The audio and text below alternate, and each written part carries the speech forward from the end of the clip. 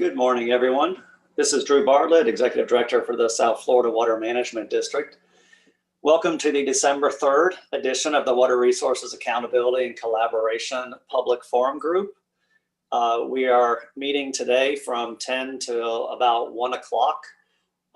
We do plan on ending the meeting right at 1 o'clock. So I want to thank everyone for tuning in today. I'm fairly excited about the meeting today because we are going to present some options on addressing the 8.5 square mile area flooding concerns that the district has been working on for the past year with data collection and modeling. As you know, these concerns have often impeded the Water Management District from moving water from Water Conservation Area 3A into Shark River Slough under the bridges, the new bridges that border the north side of Everglades National Park. And so this is something that we've made a priority. The governing board has made a priority to come up with a solution so that we have better flow and equalization of water levels between Water Conservation Area 3A and Everglades National Park. Before I turn it over to Akeen and Stephen to talk about the analysis, some housekeeping rules. So we will take public comment towards the end of the meeting. And those who wish to comment, you can use your raise hand feature on Zoom.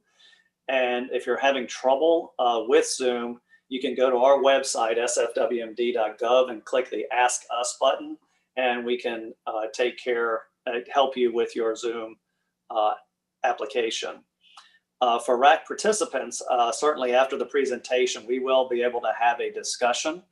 Again, you use your raise hand feature in your Zoom app, and then you can, I'll certainly call on you, and we can have that discussion and get your feedback. And that's right after agenda item 3. So if you are on a phone and not using the Zoom app, you can use *6 to mute and unmute. And if you want to raise your hand using the phone, use *9, and that will help. And that will be agenda item number 4. So without further ado, I would like to turn it over to Akeen Owoshina and Stephen Collins, who will go through a detailed and very exciting presentation about some of our opportunities to help us move more water from Water Conservation Area 3A into Everglades National Park. Akeen, I'll turn it over to you. Thank you, Drew. Good morning, everyone. My name is Akeen Owoshina, and I'll be joined later in this presentation by my colleague, Steve Collins. And we would be talking to you over the next 3 hours, or most of it, about options to address high water in the southern part of our system. So I know many of you are very familiar with the 8.5 square mile area, but to make sure that everybody has a common basis of understanding, I'm going to advance us through some slides on the 8.5 square mile area that provide a little bit of background and history. So the 8.5 square mile area is in South Dade, in the southern part of Florida. The little yellow box you see on the map to your left is the approximate location of the 8.5 square mile area. It's a developed area right adjacent to the Everglades National Park. As you zoom in closer, you see where it is in relation to Everglades National Park and to Biscayne Bay in South Dade. And I'll give a very tight cropping to show the exact area we're talking about, and that's this area right there. It's mostly residential and agricultural, and it's a special designation in Miami-Dade County's comp planning. So some of the characteristics of the 8.5 square mile area is that it's a particularly flat, poor draining area. And this topographic map shows that to the western part of the 8.5 square mile area, you have some low-lying elevations, even in an overall low-lying area. This quote from a report to Congress back in 2005 say it well, and it describes the topography in the region as ranging between 5 and 8 feet NGVD, and that it sees flooding over several months during the rainy season. The conditions that existed in the past still persist, and this area it's still low-lying, and after heavy rains, still sees some flooding. And these images were taken in 2016, and you see in the western parts of Eastern Square Mile area conditions like this after heavy rainfall events. So going further back a little bit, what makes the 800 square mile area interesting and something that we're thinking about? The park expansion, which happened, there was the Everglades National Park Protection and Expansion Act in 1989, expanded the extent of the Everglades National Park eastwards. And that act triggered a number of things.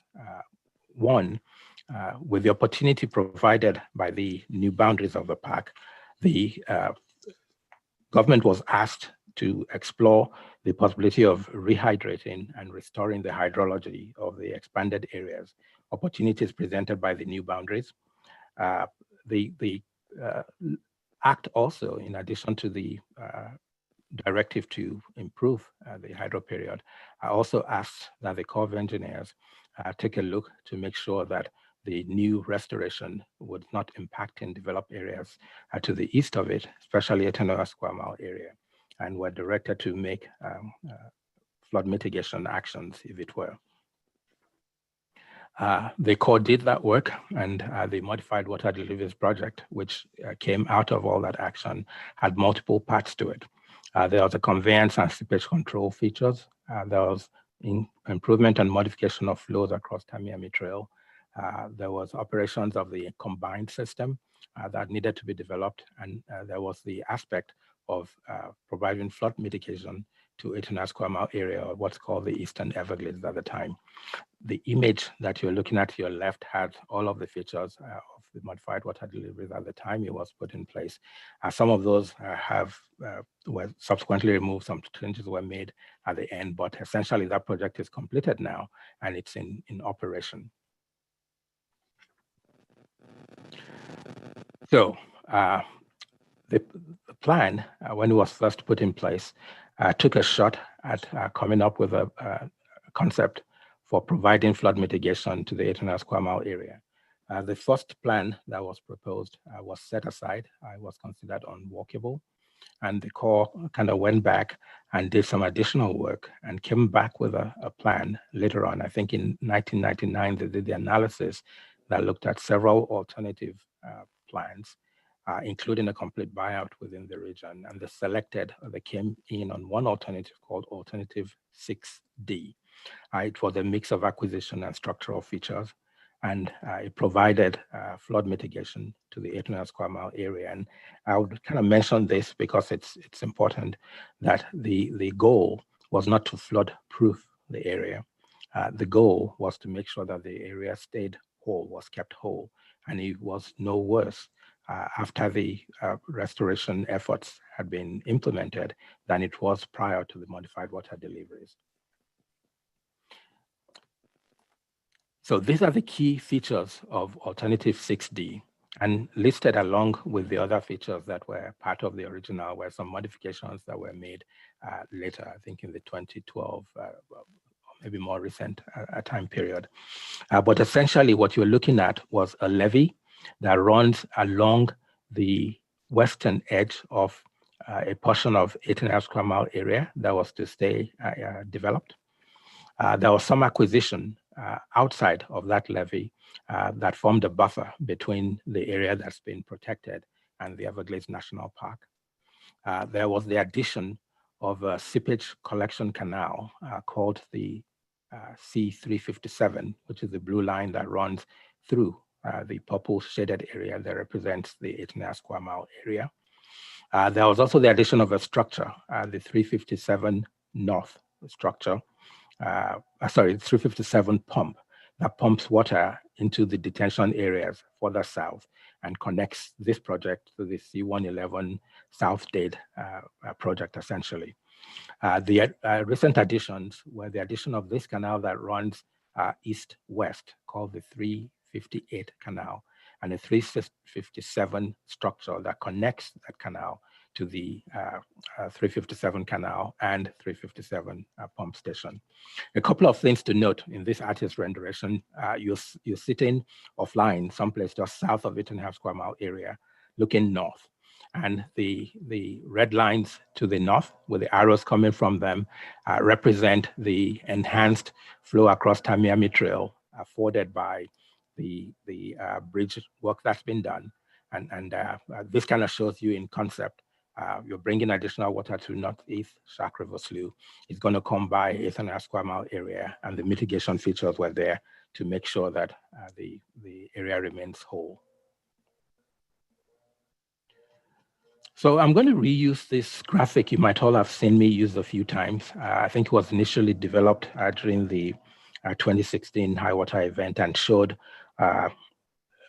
efforts we're making, the various opportunities to move water down the system. But for today's presentation, I want you to focus on what's happening in the area around Northeast Shark River Slough as we take advantage of opportunities we have to send more water to this region. The tan area you are looking at here is a representation of the 8.5 square mile area, and it's zoomed. A zoom-in image is shown to the right of your screen. A few things to point out on this before I move on. You see a red dotted line that goes around. That is the boundary between 8.5 square mile area and the Everglades National Park. To the east of that line is the buffer area.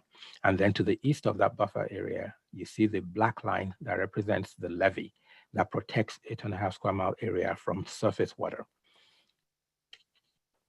Now, I want you again to focus on what happens in this region and in the cutout map.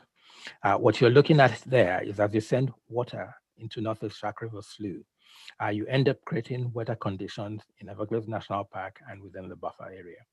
And that's what this shows. I'm going to spend a little bit of time over the next few slides explaining why that creates a problem.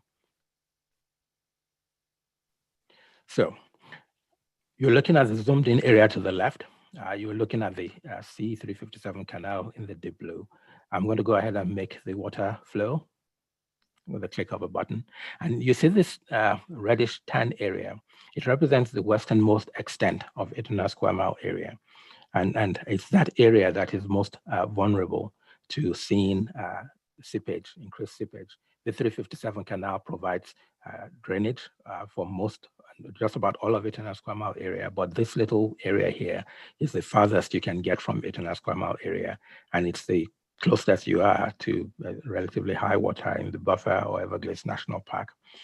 The strategy for restoration requires that this type of water be sent, and operation during high water events require that we have all paths possible to send water south to the area where it's needed in Everglades National Park and onto Florida Bay.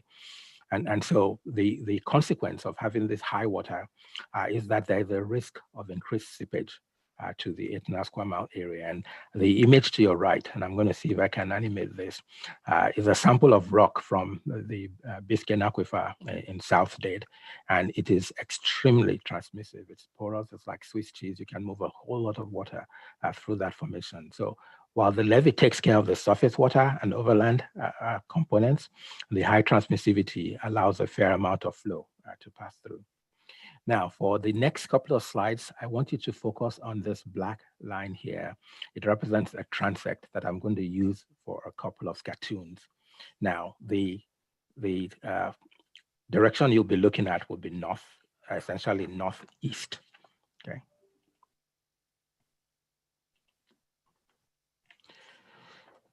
So I took some liberties with this sketch. It's not real or to scale by any means, but it, I think, passes the message that I'm trying to well enough. Consider the top image on your left here to be a developed area right next to Everglades National Park with the L31 North, part of the South Dade Conveyance System to the east. What the plan essentially was, with the increase in water level in the park, was to do a couple of acquisitions, which removes the two houses to the extreme in this cartoon, to put in a levee that protects against surface water, and to put in a seepage canal that allows you to manage groundwater within the remnant part of the 8.5 square mile area. And this plan essentially was what the Corps implemented, and it worked. The image you're looking at on this next slide represents work that was done as part of COP. As part of COP, which is how the entire system, the modified water, the 111 and other infrastructure that were built, how they will operate together to send more water to Everglades National Park towards Florida Bay while maintaining flood mitigation in 800 square mile area. I wanted to just share some of the information that was presented during the development of COP. By the way, COP's complete, and that's what we're operating under now.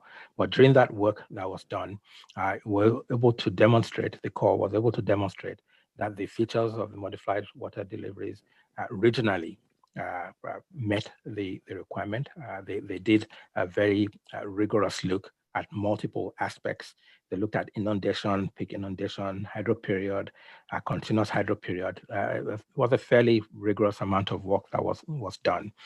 The overall conclusion of that work was that with the features and the operations as prescribed in COP, they were able to achieve the required flood mitigation. With flows into Northeast Shark River Slough, 8.5 square mile area was able to be kept whole on a regional basis. There are some localized areas where you might see conditions either worse or improved based on the elevation of that particular region. There were two key things, though, that I wanted to note by going over some of this.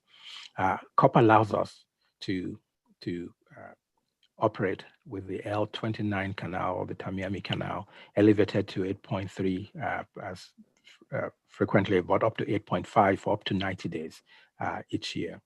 At the end of, as we were able to send more water south and add more features, as restoration progresses, there will be a point when Tamiami Canal will need to be operated as high as maybe 9.7 on some occasions, which is higher than what was evaluated as part of our current plans. And the thinking is that when those type of conditions and some high water conditions that we're seeing now are present, that the 8.5 square mile area could become limiting. And that kind of leads into this slide that I'm trying to use to summarize the issue as we have today. The bottom line is that the current operations that we're under uses a combination of structural fixes and operational accommodations to achieve the mitigation in 8.5 square mile area and allow flows into Northeast Shark River Slough. Those operational accommodations includes restricting flows from S333 and therefore reducing flows that would ultimately go under the bridge into Northwest Shark River Slough during periods of high water or flooding in 8.5 square mile area. As we saw during Tropical Storm Eta, and we've seen in a few other cases in the recent past, these periods often coincide with periods of high water in the water conservation areas, and the limitation to using 333 removes one of our important getaway capacities for providing flood protection in water conservation areas, and kind of limits our operations to some degree. As I also noted earlier, that COP addressed conditions up to 8.5 feet. And as we do more work within this region and add features, we hope to actually be able to do even better in the Tamiami Canal, sending more water south by allowing that canal to run higher.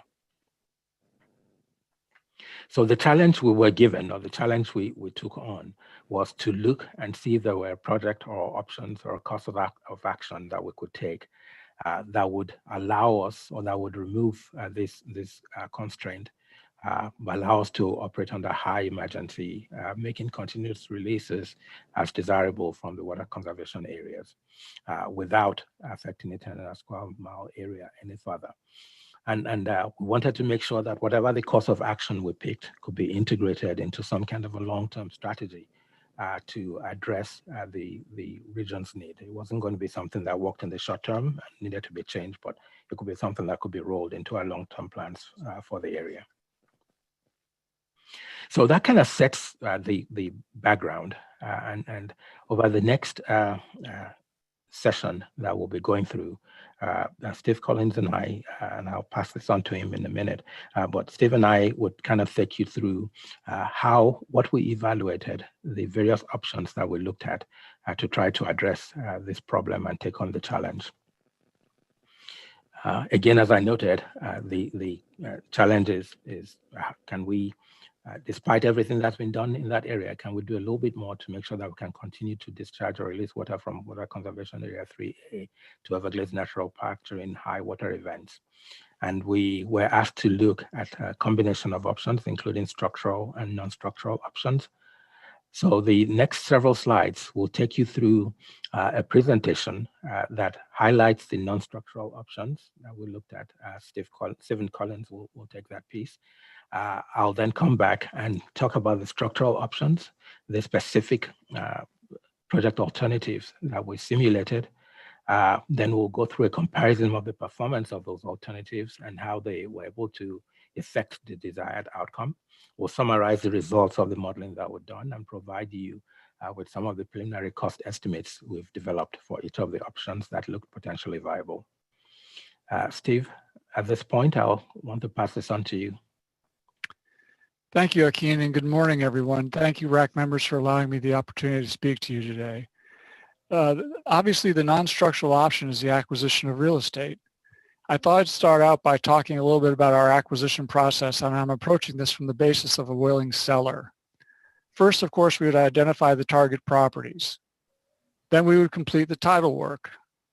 The purpose of completing the title work early in the process is that we confirm the ownership of the property, so we approach the right buyer, right seller, and we identify mortgages, easements, liens, and other encumbrances that may need to be resolved prior to closing or could be an impediment to acquisition. Once we clear those hurdles, we contact the property owner to inquire as to their interest in selling the property on a willing seller basis. Assuming they indicate an interest to have the discussion, we negotiate a right of entry so we can enter the site to conduct appraisal work, environmental work, and cultural resource assessments. The appraiser walks the site as part of their appraisal process. With respect to environmental, we'll start off by doing a desktop review to determine possible areas of interest. We'll conduct a site walk, confirming the desktop findings as well as other on-site observations. We may conduct soil testing or other phase 2 activities depending on conclusions drawn from the site walk, and we report our findings to the appraiser for his consideration in the valuation process. From a cultural resources perspective, we'll conduct, once again, like the environmental, we'll conduct a desktop review to determine possible areas of interest. We'll conduct a site walk to confirming the desktop findings as well as on-site observations. And depending on what we find in our site walk, we may conduct shovel testing or other forms of testing depending on the conclusions drawn from the site walk. From that point, we negotiate a purchase and sales agreement with the seller, and these agreements are typically subject to governing board approval. After we have an agreement that is acceptable to both parties, we approach the governing board for approval, and assuming approval, we close the purchase. As you can imagine, there's a lot of variability in each one of these steps, but the general time frame from start to finish for each property is between 9 and 12 months. Now I'd like to talk a little bit, thank you for advancing the slide, Akin. I'd like to talk a little bit about our willing seller process experience on similar projects, recent experience in similar projects. We've so far been able to acquire about 2/3 of the properties on a willing seller basis. They've been acquired at almost twice the appraised value, but that's inclusive of attorney's fees and costs. And we've been in the process 15 months to acquire all these willing seller interests. So the purpose of this is just to give you some idea of scope, scale, and time that it takes to put this process together when you're working with willing sellers. The beauty of a willing seller program is it can be scaled up or down. As Akin's team does more analysis and gathers more data and determines that certain sites need to be included or excluded, we can adjust our plan accordingly. As it stands today, we show 119 properties, including 18 homes, who are in the acquisition target area based on Akin's work so far. The property appraiser has put a value on those of $12.4 million. And as I demonstrated in the previous slide, based on our current experiences, the purchase price will likely be significantly greater than the market value. And that concludes my presentation. Thank you, Stephen. So in addition to the non-structural options, we went ahead and took a look at a number of structural solutions that could be potentially implemented. We started from the understanding that COP had confirmed that the western portion of the 800 square mile area is the most vulnerable, and we were targeting that portion. It was also consistent with observation, including observations this year during high water events, field trips that were taken. We also had the benefit of two recent successful projects, Modified Water Deliveries and the Miami-Dade Limestone Products Association Seepage Wall, often called the Rock Miners Wall, which have evaluated and demonstrated the effectiveness of a couple of techniques that could help with seepage management within this area. We had the benefit of starting late last year and earlier this year, an extensive data collection as part of an ongoing, more extensive regional cotton wall project. And some of that data came in very timely, and we're able to bring some of the information from that new data with what we've learned from other projects within the area to come up with essentially three concepts that we wanted to test. One involves a second seepage canal. I'll explain it a little bit further in a minute. The second has a cotton wall, limited cotton wall, not the full regional project. And the third was a combination of a cotton wall and a seepage canal. Starting with the seepage canal concept, essentially what we looked at was adding a small canal to the western extremes of 800 square mile area. And we looked at different configurations and alignments and lengths. We considered east-west alignments, but we kind of set those aside early in the process because there was a real estate requirement and right-of-way type considerations that we felt could slow those down. But we ultimately also thought that the north-south alignments close to the bounds of the 800 square mile area could be effective. We understood that there was the risk of, because of their proximity to the buffer area, of seeing draining on both sides. And that was one of the things that we were going to look at through our modeling. We looked at different ways of connecting such a canal to the existing infrastructure. And we ended up picking either a gravity open connection to the 358 canal to the south of 800 square mile area, or a pumped connection. And I'll speak to why one or the other may be more advantageous in a minute. So back to cartoons and something that helps set this for those of you who like seeing pictures. I'd mentioned earlier that what our conditions were getting started was a cartoon to the top. And so I want you to focus only on the image to the bottom here, which is our current condition.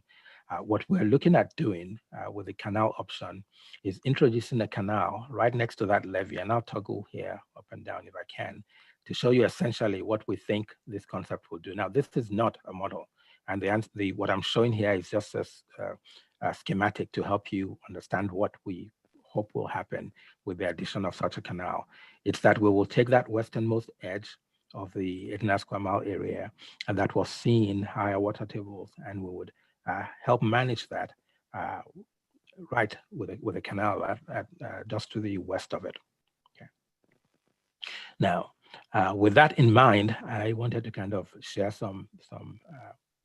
the approach we use for evaluation and some of the answers that we came up with. The blue line here, I kind of put this on this graphic. The canal option looked at canals that range all the way from this location all the way to this location up here. Different lengths of canals. I'll be spending a lot of time talking about a particular alignment, which is just this short canal from the southern portion extent here to the point where 800 square mile takes an eastwards jog, right about there. We did an hydraulic analysis to make sure that the size we picked was sufficiently large enough to move the seepage volumes that we could anticipate or that were being simulated. We looked at operations of the current operations of the system as we have it today with COP in place. And we looked at with the analysis if it was necessary with the addition of this feature, if it was necessary to make some changes to the current operations. So for the next series of slides, I'm going to go into model speak a little and to kind of help you navigate that territory, which is challenging for some of us. I'm going to introduce you to some runs. The preferred canal alignment was that short canal alignment that I showed to you on the previous slide, and that's called Alt 1 or Alternative 1. Alternative 1 is a gravity connected system. And so we modified Alt 1 to include a pump station, and that's called Alt 3R. Now, Alt 1 and Alt 3R performed fairly similarly to other canals that were longer. And they essentially all improved conditions at a well location called LPG2 that I will show you. It's just on the inside of 800 square mile area at the very, very tip of that western area that is closest to the buffer zone. That well is significant and important because it is one of the key wells that helps trigger the operation of the current flood mitigation system. And that is looked at when we're making decisions on what to do for higher up in the system. Now, one of the key things to point out was we're concerned that the canal options, because of their nearness to the buffer and the Everglades National Park, may show some drawdown in the park. And so that was something we looked at during the simulation, and we did notice some of those. And it was part of the reason why we went with a pumped option as a second option, because with a pump, you are able to better control when and how you moved water, and were able to mitigate to some extent the offsite, unintended offsite draining from that canal option. As I mentioned earlier, we tested we did two quick tests, Alt 10 and Alt 30, that looked at the potential to change the existing operation a little bit to see if it would materially affect what we were seeing from the performance of the canal option. So this slide essentially summarizes the preferred canal alignment in a little bit more detail. It's about 7,200 feet of canal shown in this blue trace over here. As I mentioned, LPG1 just right on the inside of that location, and Angels Well, which is another monitoring location that we will take a look at just outside in the buffer area. This canal has a cross-section that's shown in the image that's to the bottom right. And we believe, we did a quick look at the available easement that we could work in. And we see that we have 50 to 80 feet of easement, and we believe that we can fit this kind of a canal in there, which will allow such a project to be expedited if we ends up being selected. So looking at model results, the results you are looking at here at the station LPG2 that I mentioned and showed you earlier.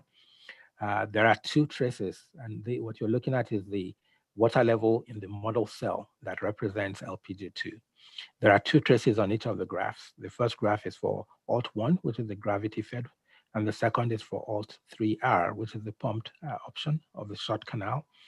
And the red trace represents existing condition, what you are likely to see with existing operations. And the blue trace represents what you will see with the addition of a canal. And what this demonstrates generally is that the addition of a canal helps by lowering water level in that cell, which is what you would expect. Taking advantage of some of the tools and ways of looking at things that the core used for COP, we kind of took a look. We focused in the area that's in orange here, which is the westernmost extent of 800 square mile area. And we looked at what the canal did with regards to the area, the amount of land or the actual acres that are inundated to different depths. So the way you read this chart is going along the x-axis or the bottom axis, it shows you the depth of inundation or greater. So you have, for example, this area that says 0.1. It means that these many acres were inundated at 0.1 foot or higher. And so just staying with the 0.1 in this case, we see that under existing conditions, there are still pockets in here that will see some inundation like I said earlier, the intent is not to flood-proof this area, it's just to make it no worse than it was prior to the addition of projects. And with the canal option, you can see that there is a slight improvement. You have Alt 1, which is the unpumped, the gravity fed, and the Alt 3, which is the pumped. And you can see that with the Alt 3 especially, there's some improvement relative to the purple, showing that the canal is doing a job of providing additional flood mitigation within that area. We also looked at what the resulting response was at the 357 pump station. And initially this took some looking at, but it became very intuitive once we realized what was going on within the model. And what it shows is that with the addition of the canal, some of the flows that the pump takes is now coming from the the further west, the western canal, and that canal runs close by the particular well that's triggering pump operation. So when you get a reduction in level because of the canal, it also reduces the need to use the pump. And the way you see that in this graphic is that the blue represents the option with the canal, and the red represents the current condition. And as the canal effectively reduces water level around LPG2, you see that the pump switches off in some conditions where it would otherwise have continued to operate.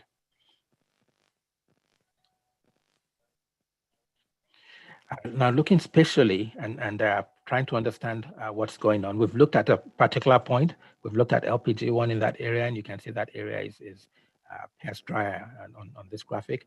Now we're looking at the entire region, and we're trying to see, so what's the effect of this alternative? And the way to read this graph is that the warm colors, which will be the reds all the way through the yellows and maybe the light tan there, represents slightly drier conditions, and the blue colors represent wetter conditions.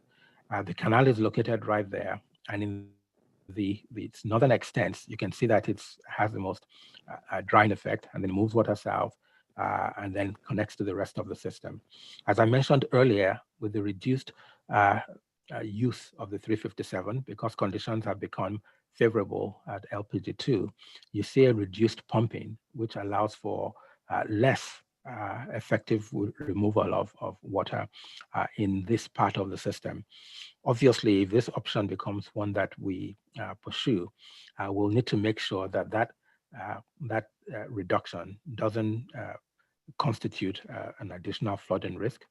It may just be a reduction in the amount of draining that was achieved, but that's something that will be looked at, and also the enhanced operations to minimize such an effect. And we saw this with all the alignments. We saw this with the longer walls, which is what you're looking at the right here. Slightly wetter conditions in the areas currently drained by the existing canal, and dry conditions in the area of LPG2, and then at the terminus of the canal, depending on which scenario you're looking at. And then I thought it would be good to show what we're seeing in that spatial extent in these plots of area that is inundated. And so what this is showing is the area in blue, in navy blue here, which is just north of the existing 357. And what this shows you is that with the seepage canal only option, that you see conditions that are actually, that show more inundation than the current condition with COP operations. And so that's certainly an unintended consequence of the canal with the current operations. And that's something that we'll have to consider if we take this project any further. The same is noted for the area between the seepage canal and the South Date conveyance system. One last thing before I kind of move on from the canal option. I'd mentioned earlier that going into this particular scenario, we had some concerns that because of its proximity to the buffer area and the park, that you could see under some conditions draining that extends to the park. And we took a look at the run results, and what I'm showing here represents a wet April. wet conditions in the dry season. And what you see is for OUT1 without the pump, you see that there's drying that happens in the area we want to dry, but it also extends on into the buffer area with a risk to the Everglades National Park. And with the pumped operation, which we have a better opportunity or flexibility at maintaining when we actually take water, there was a possibility of kind of drawing that into the buffer area. But again, just the fact that there is this chance of increased drawdown was something that we had anticipated might happen, and that we wanted to confirm with modeling. So with that option and the results that we observed, we decided to look through a number of other potential opportunities. And the work we had done previously with the cotton wall and the success we'd seen of the rock miners wall kind of made this a natural option to consider. So we took a look at the concept of a cotton wall, and we're looking at cotton walls that were placed essentially along the location of the existing levee, the 357 levee.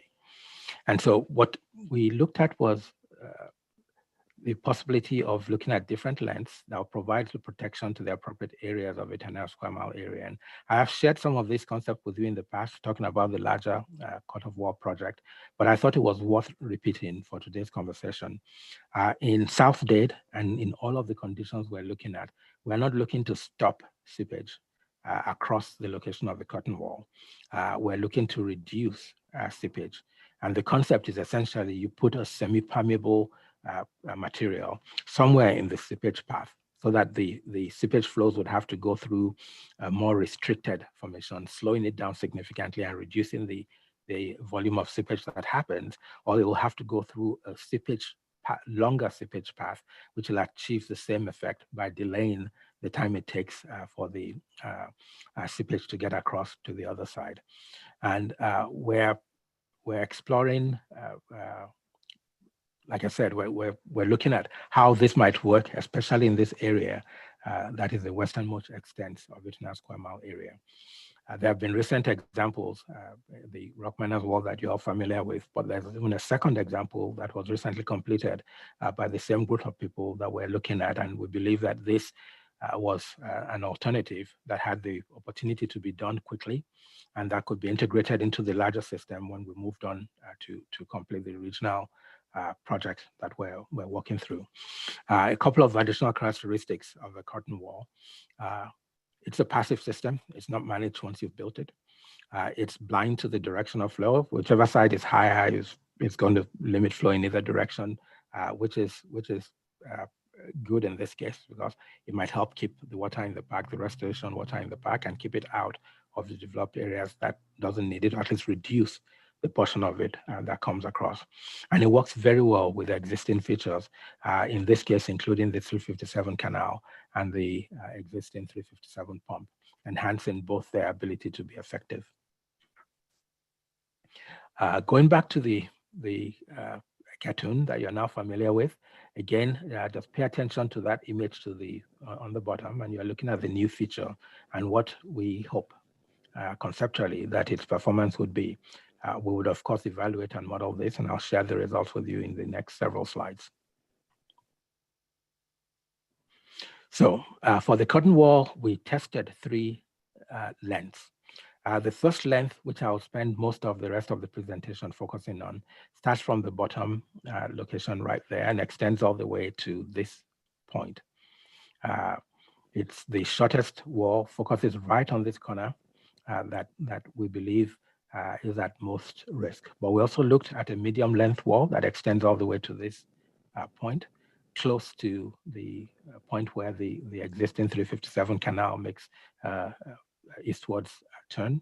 And then we did one that connected all the way to the South Dade conveyance system, the L31 north canal. The depth of the wall hasn't been fully determined. We are collecting data that would help with that, and during design, we'll determine the exact depth. But for the purposes of modeling, we were able to do a series of runs that assumed the effective reduction in transmissivity. And so we kind of created a range of responses that allowed us to see how effective a wall would be, depending on how much it could reduce the transmissivity along the alignment of the wall. So this plot is a cross-section looking along transect 1. That's the transect that runs east-west.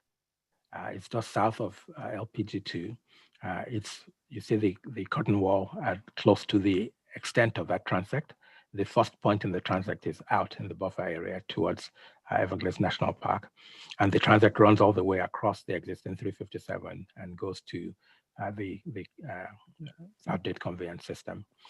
The way you read this chart is the gray dotted line at the very top represents for all the model cells that fall along that transect, the topography, the land elevation in the model, the average for the entire cell. So if there are localized depressions within any of those cells, it could have an elevation lower than this. And if there are high points, it could have an elevation higher than the value in the gray bar. The subsequent plots, the dotted circles with the lines joining them, represent the effective reduction in the transmissivity afforded by the wall. It's a multiplier essentially, and the multiplier of 1 says you have no wall, and that's the same as the existing condition, current conditions today. Then you progressively have a more efficient or effective wall, which you could take to be a deeper wall that intercepts more preferred flow zones. And at some point, we went as far as looking at point 1, which is a reduction in transmissivity of 90% in that zone where you have the curtain wall.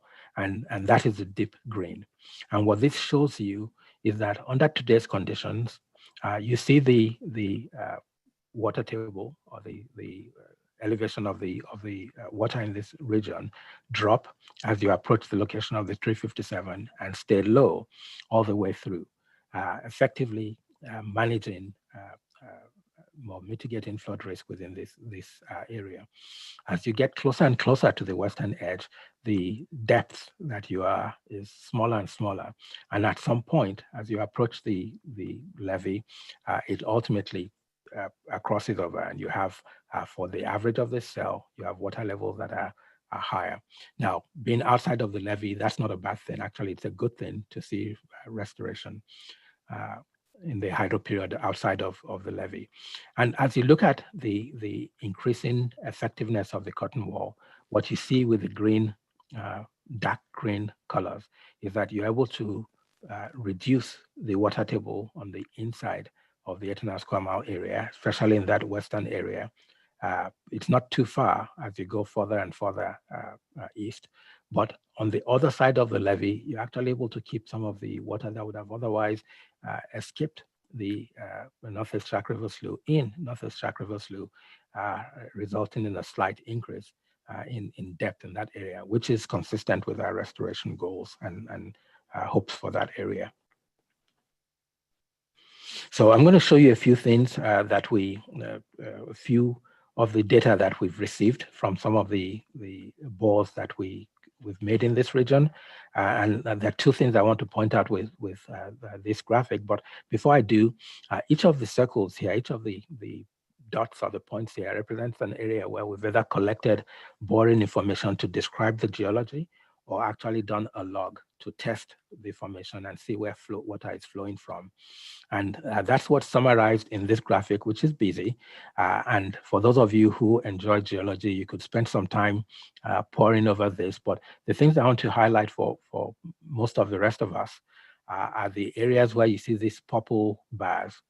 For the people who've been analyzing this for us, the geologists, what they've identified are the areas where you see preferred flow. And the goal of the curtain wall is to intercept as much of this preferred flow paths and slow down the flow through that, forcing the flow to go through tighter formations or through a tighter curtain wall material. And the interesting piece of this, and the reason I'm sharing this, is that the flow paths that we're seeing, the deepest ones, depending on where we're looking at this location, at about elevation minus less than minus 40. Those are depths that are easily within the range of the existing technologies for implementing curtain walls. So from the point of view of technical feasibility, the condition we're seeing in the field is supportive of the ability to successfully implement a curtain wall. Now, looking at the same type of aerial maps and as we did for the canal option, there are two things I want to kind of emphasize with this. First, and this is the title of the slide, the edge effect. What we've observed, and we've seen this in the past, we saw this with the investigation in 2018 and prior of the larger curtain wall, that when you build a curtain wall system, it does two great things. It keeps the area you want to have drier by lowering the water table, but it keeps the other side, which is the park, the natural area in our case, a little wetter. The act of making one higher and the other lower creates a larger gradient. And for those familiar with groundwater flows, gradient is what drives flows. And in this area, because of the curtain wall, there isn't a whole lot going across. But once you get to the edge of the curtain wall, which is right here in this scenario, what happens is you have the higher gradient still, and now you don't have the curtain wall. So the flows tend to move across in that area a little bit more. And so you actually see wet conditions, wetter than you would without the project in those areas immediately at the ends of the curtain wall. Now, with the alignments we picked, we brought the curtain wall in so that the areas that would see the edge effect would be closer to the existing seepage canal and would help with the mitigation. Secondly, that I'd like to point out, you will notice that the inside the area, the target area we're looking at is efficiently being better managed.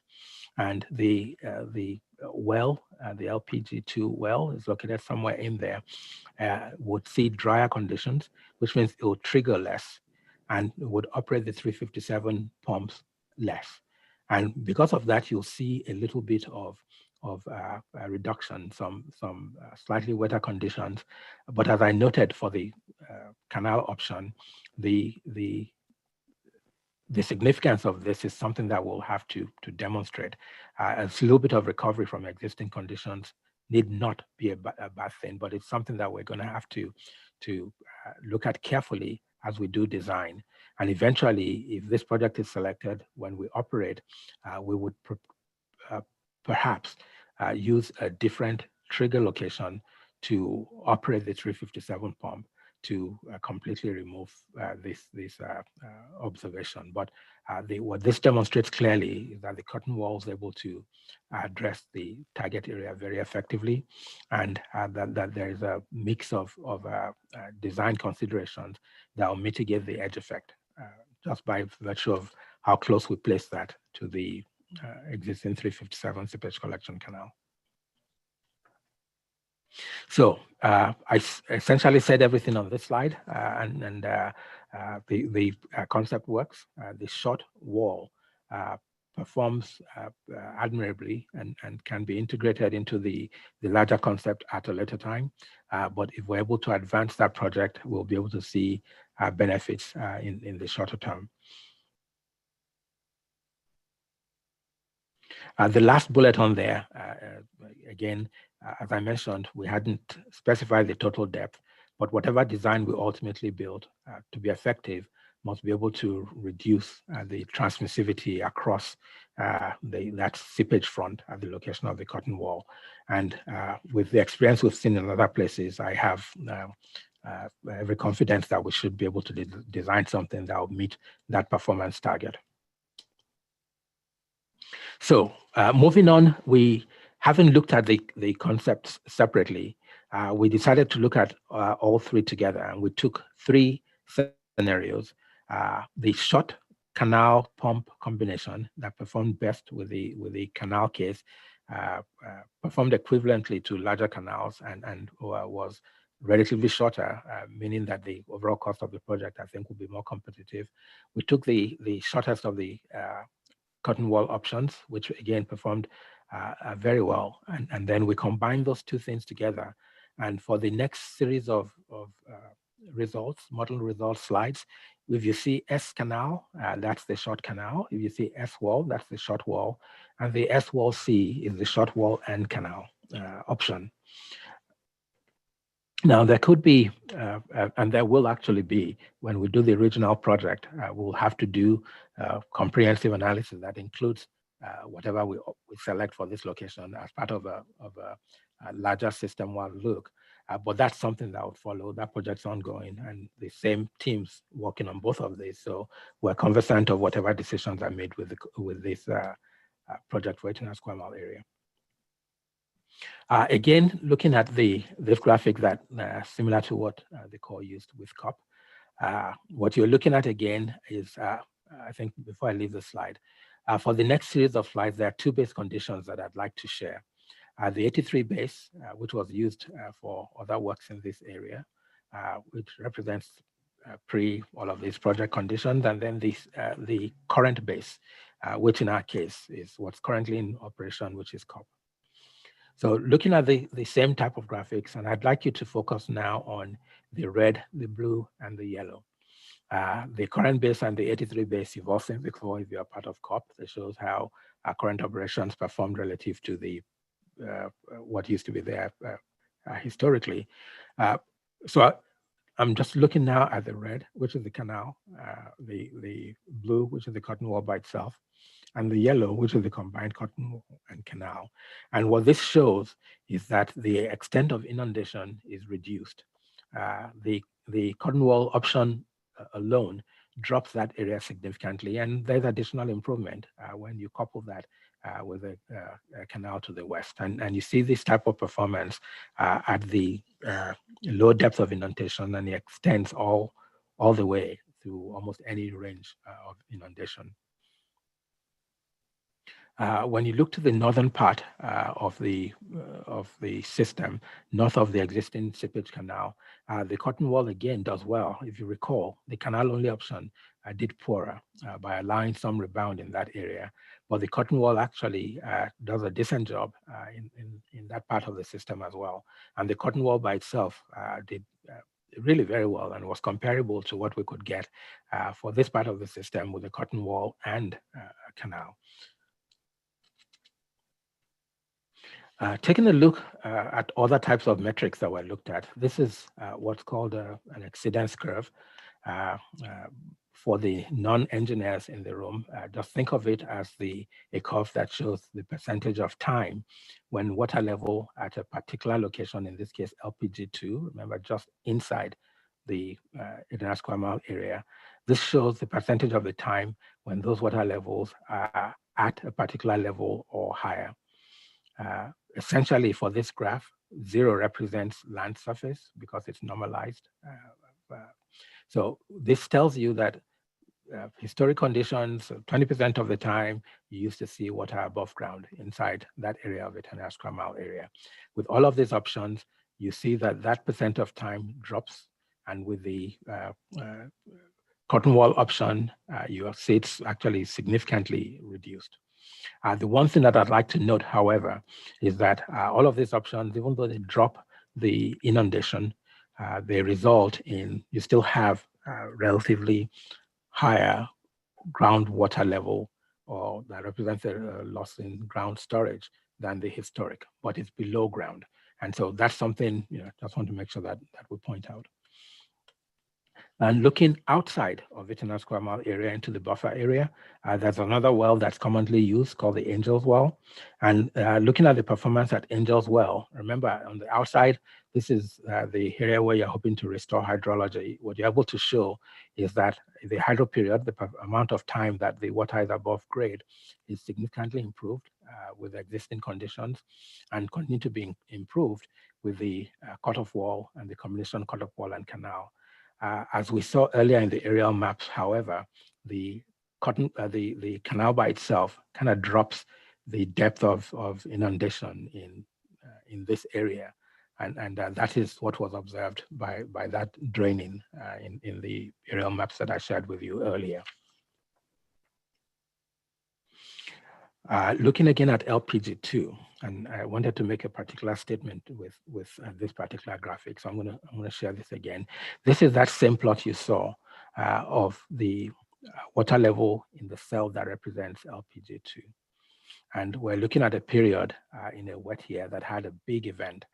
And under the current base, what you'll see with that big event will be a spike that takes the water above ground surface in this area, which is about, I think, 6.7 or 6.4, something along those lines. What we're able to see with the cutoff wall option, what we're able to see, and this was the identical thing we saw with the cutoff wall and canal option. What we're able to see was the blue trace is lower in elevation than the red trace, meaning that we could set up antecedent conditions lower than we could under today's conditions, such that even when you did see the spike from the big event, the effect is significantly reduced. It may not even get above ground, or if it does, it's for a shorter duration of time. The same thing, showing the same type of plot with the 83 base, and it shows that you have improvement across or no worse conditions than what you have essentially in the base. Now this cross-section graphic is along the same transect I showed earlier, and it is a comparison of the different alternatives, the 3 different alternatives that we looked at. What you're looking at here is the 90th percentile wet water level simulated in the cells along the transect. So it's not, each of the points need not come from the exact same day, but they represent the 90th percentile or wet conditions along that transect. And the navy blue at the very top represents the 83 base. You could notice that under that condition, there are many areas where you see the water level above ground elevation. The current condition shows a lot of those areas addressed because the water table is all the way down here, with the exception of the westernmost extent where the water table is getting close to the surface, to the land surface elevation, and depressed parcels in this area may intersect that water table. Once you put in the canal or you put in the curtain wall, what you're effectively able to do is to drop the water table further in that area and increase the elevation in the case of the curtain wall on the outside of the 18 square mile area, which is in the buffer area. So improved hydro period on the outside, improved flood risk on the inside with a slightly improved water table elevation, which is lower in this particular case. Again, looking at a wet end of the rainy season or wet October, the alternative, and we're looking now at just looking at the short wall by itself, it really meets what we're trying to achieve by lowering conditions within that western extent of 18 square mile area. It does a great job on the natural areas, and the trends we see again reflect. You can see some of the edge effects there, and all of those are affected by how aggressively we operate 357. And if we pursue this further, which we're kind of hoping that we'll get direction to, we would work on the potential use of maybe a different trigger so that the performance of the use of the pump is closer to or more similar to what we currently have. And we believe that would address any of the weather conditions you see if they're considered to be undesirable at the end of the day. I decided to also share, I shared with the canal only option what dry season conditions look like and if there was draining in the National Park or the buffer area. And this is the equivalent graphic for the looking at the cutoff wall, the short wall option, not the combined wall and canal, just the short wall option by itself, as well as looking at the best of the canal only options. And what you see here is all the areas that are west of the wall were doing well. They were a little bit wetter in the dry season, which means an extended hydro period, which is a good thing. And the areas to the inside were a little bit, not very deep, but a little bit drier, just enough drier. So it's not overdraining anything. And that's the beauty of the wall. It's there, it's passive. When it's not needed to do anything, it doesn't. And when it's needed, it provides that gradient across the location of the wall. You've seen this earlier. This is the pumped canal option, where the operations of the pump had been worked to minimize the effect, but you still see that as you go into the buffer area, you still see some of that drying effect at the end of the dry season. So we've looked at multiple alternatives. We've looked at several different runs. We've looked at different ways of trying to manage the risk in the western extent of 8.5 square mile area. And there are a number of key takeaways. One, the seepage wall, the cotton wall, so long as it's sufficiently deep to create that reduction in transmissivity, it really does an excellent job at intercepting or minimizing seepage and giving us the outcomes that we're hoping for or looking for. The canal option, while it helps out at LPG2 location, showed some risk of draining outside of the target areas, and also with the current operations results in a rebound within parts of the rest of the system. And operations, if this becomes where we're directed, better operations to reduce that sum would have to be investigated. And then the area around 8.5 square mile area may see a little bit of a rebound once we're able to better manage that westernmost portion. And that could be a good thing because currently we're aggressively managing it to get all the way to the west. And if we can manage that western portion, we might be able to kind of take the foot off the pedal a little bit in other parts and still get the same net overall effect. Good mitigation everywhere and good conditions on the outside, and be able to operate the 333 and other features to the north, allowing us to get water out of 3A during wet conditions. So what do these options cost? We went ahead and ran some numbers, and what you're looking at are estimates of costs for the land acquisition option, the non-structural, the canal option, just with the seepage collection canal by itself, and a limited cotton wall, the short length, approximately about 2 miles in length. Bottom line is the canal option cost just about 24 million. The acquisition could range from 22 to 100 million. I think Stephen talked to why you could have such of a range. And the cotton wall, the limited cotton wall, just by itself now, not with the canal added to it, would cost in the range of maybe 11.5 million to maybe 15.5 million. And the reason why there's such a wide range is that it depends on depth. And when we finalize the design and pick out the depth, we would be sure where we would be. The range we used for costing was about 40 to 45 feet depth for the lower end, and up to 65 feet or so depth for the upper end. So depending on what our design ends up requiring or specifying to get the appropriate reduction, we would be somewhere within that range. Awesome. Thank you, Akeem. Thank you, Stephen. That's incredible work and incredible information. So I very much appreciate it. At this point, we'll move on to see if we've got any feedback or discussion from the RAC participants. If you're a RAC participant, please feel free to raise your hand to share your thoughts, ask questions, whatever you need. And if you're dialed in by phone, hit star 9 to raise your hand, and then star 6 to unmute. All right. First hand I have from the RAC participant is Charles LaPrade.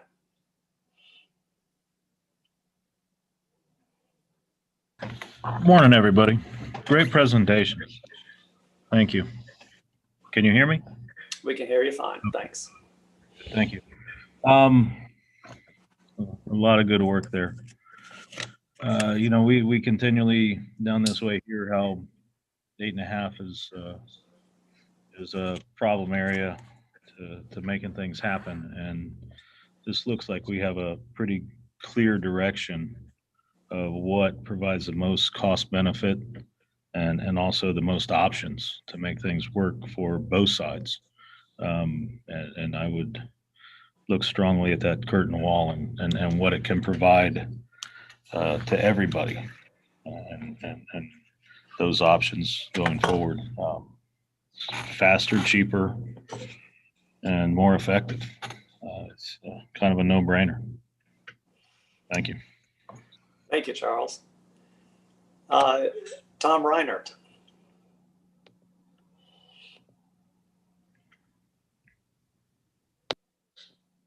Hey, Drew. I was just wondering if if you could leave the last slide up with the options, just so we can review the different conclusions a little bit longer. That's all. Thank you. Perfect. Thank you. Thanks, Tom. All right, Herb Rayborn.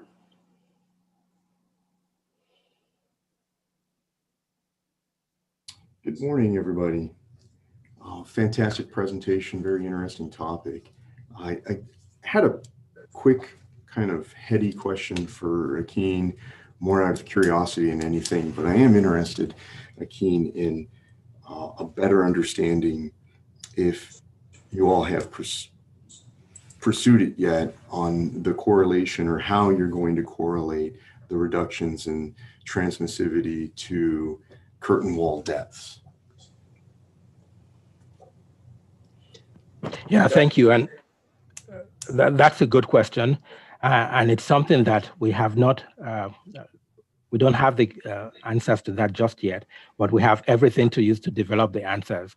The login information, the geologic boring and logging information that I showed came in November.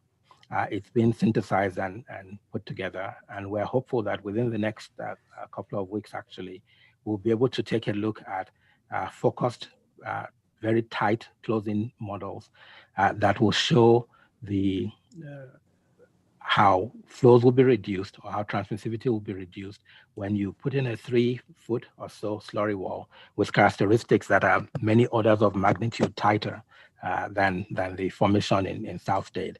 And my expectation, just based on the way geology works and the way you average when you are going across formations, is a geometric mean, not an arithmetic mean. I'm convinced that we can get to conditions that are as low or lower than that 0.75 to 0.9 that we thought would be effective. But I'd like to do the work before we kind of show those numbers, and I think that would happen within the next month or so. Oh, excellent. I think it's a great opportunity for an interesting journal article that hopefully I have an opportunity to read at some point. Good, very good. Thank you. Thanks, Herb. Adam Gelber. Morning, Drew, and everybody else. Thank you so much, Akeen, for this time. Drew, your commitment. Obviously, this is something that has been, discussed for some time in resolution, and it seems like the time is right. And the previous work put into this is perfect timing. Really appreciate the step and order process also that has to be taken and undertaken to make sure that the right decisions are being made here. And so one of the problems with the virtual platform is easily interrupted while trying to pay attention to these topics here. And I may have missed it, but how does the water levels there in relationship to the curtain wall in L29 change? Is this modeling in relationship to 8.5 feet, or is this looking at, in these costs, looking at 9.7 feet? Are we solving the near-term issues or the intended long-term matters? And I'll wait and see what the answer is, if there is. Thank you. Yeah, good question, Adam. So right now, the way we're looking at it is we need to be able to operate the L29 at 8.5 and stop closing the S333 because that is causing issues in Water Conservation Area 3A. So we are looking at this as a quick operational improvement. So, but we definitely have our eye on the long-term restoration with respect to 9.7, which is why we are also collecting and doing the modeling to help build upon this work into the future. And Akin, is there any other thing you would add to that?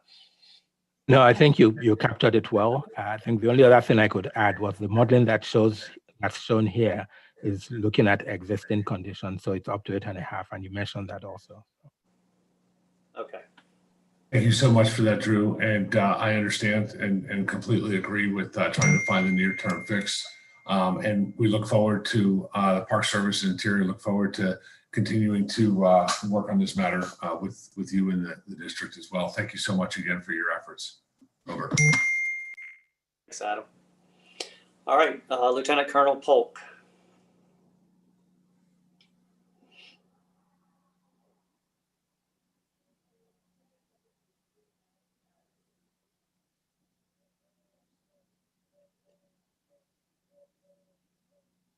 Can we activate Lieutenant Colonel Todd Polk?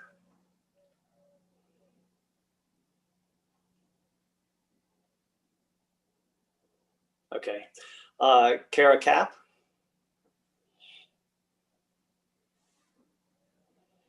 Hi there.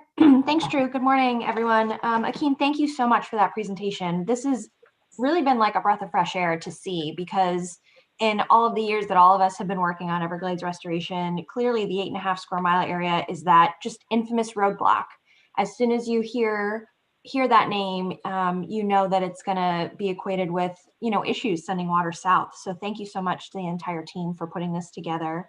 I think obviously for the sake of getting the water south, of relieving the high water levels, and also I wanted to bring up the really important factor of human health and safety, frankly, because if this area is inclined toward flooding now, and we know that those issues will only be exacerbated as we experience climate change moving forward, clearly a solution is needed, not only for the ecosystem, but for the families who live there. And so it seems like, looking at this extremely helpful slide, a combination of land acquisition and infrastructure would make a really strong solution. And my mind immediately goes to funding. Of course, this isn't a SERP project, so there is not an intrinsic cost share with the federal government, but it seems like there may be opportunities. I would think with federal funding, I'm thinking maybe the Land and Water Conservation Funds, or even through FEMA or disaster relief funds. So I guess a two-part question. One, is the district at the point of looking at funding sources to be able to move forward if the governing board should approve any of these options? And then part two, what would be the time frame for getting some of this implemented? I see the time frames on the screen, obviously 15 to 24 months completion, but how quickly do you think we could kick off that clock? Thanks, Kara. Good question. So we are fully committed to building it, building the short-term solution one way or another. If the short seepage wall is the direction we go, then we are looking at moving out on that very quickly. And that means we are looking at local sources, whether it's state or district sources, to try to start making that happen. Obviously, when you get to full SERP implementation, there would be more done to control seepage. And so when you look long-term, we are looking at federal funds assistance with respect to the long-term solution. But given the reoccurring occurrence of flooding in 3A and being unable to move it down Shark River Slough, this is something the board has been very committed to addressing as quickly as possible, so that doesn't happen in the short-term future. Drew, if I could follow up. So I'm looking at this screen. Do you mean the limited curtain wall with the shortest time frame the district is looking to advance immediately, versus the land acquisition or the bigger seepage canal would be a longer term project and a federal partnership? So we are looking at So I wouldn't conclude that the seepage wall is the answer. That's why we're having this RAC meeting. And we will be bringing this to the board next week to, make a decision on which direction we go. Okay. And so, but whatever direction we go, we are absolutely committed to a short-term fix. So that, and then transitioning that short-term fix into a long-term sort of L29 at 9.7, which would engage federal funds. Thank you And so so there much. would be a pursuit along those lines. All right, thanks, Kara. James Erskine.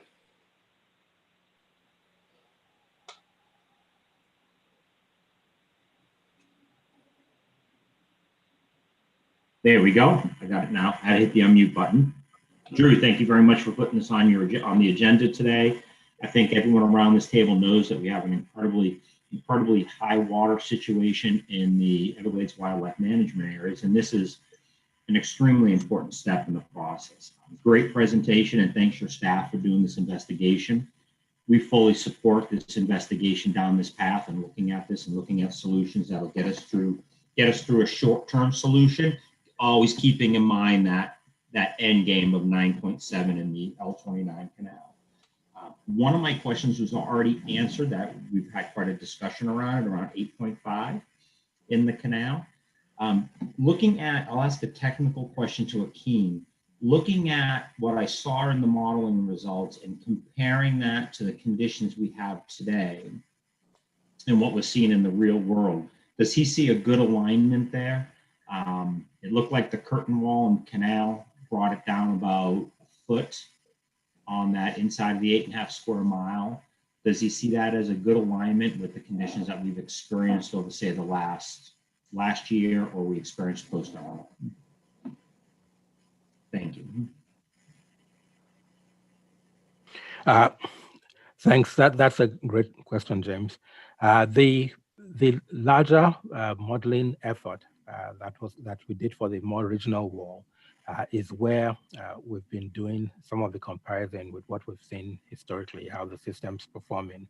And then we're just leveraging that work to do this exploration of concepts that are new, like the new location for the cotton wall and canal.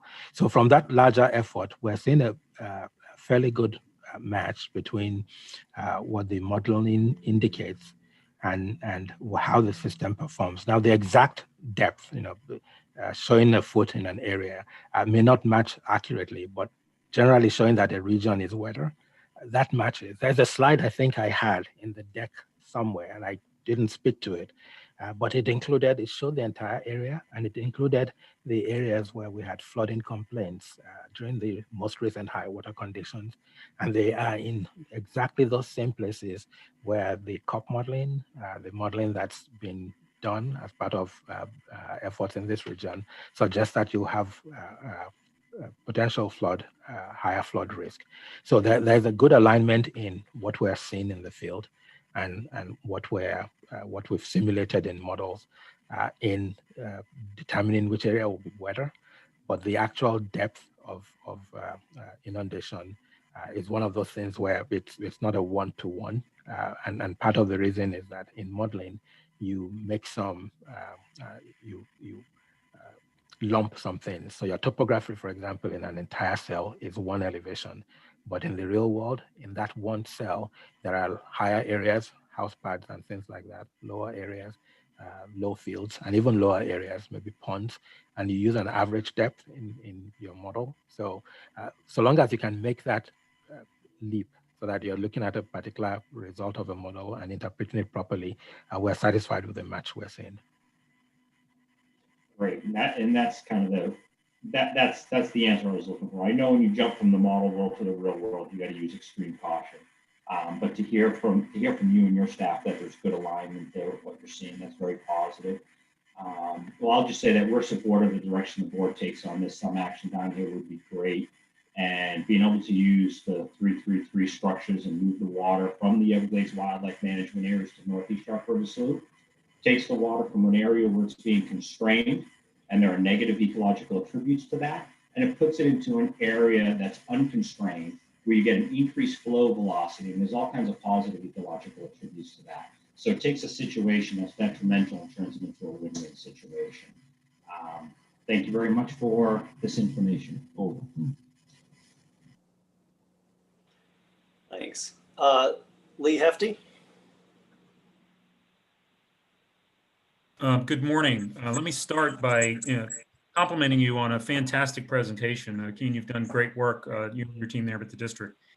I guess sort of two-pronged approach. The one question relates to land acquisition, and is there currently any willing seller acquisition program operated by the district for this area?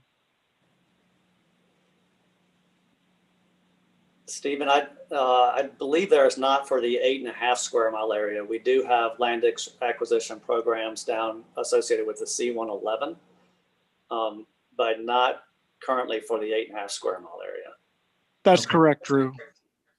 All right, thank you.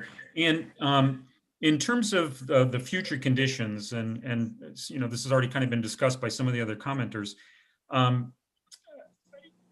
Obviously, the important thing is to make sure that there's the short-term goal of being able to operate water through the system for restoration purposes sooner rather than later. So I'm glad to hear you talk about both a short-term and a long-term goal.